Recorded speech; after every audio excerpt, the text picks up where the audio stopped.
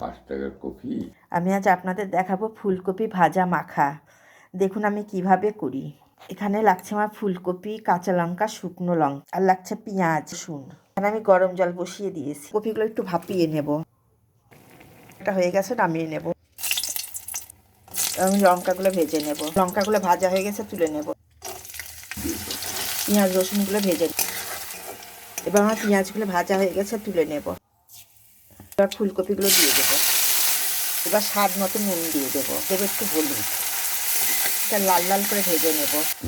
আমার এটা ভাজা হয়ে গেছে, এবার আমি নামিয়ে নেব। এভাবে লাল লাল করে ভেজে নেব। এবার সব আমি একসঙ্গে বেটে নেব। এবার আমার বাটা হয়ে গেছে, তুলে নেব। এটা আমি ভালো করে মেখে নেব।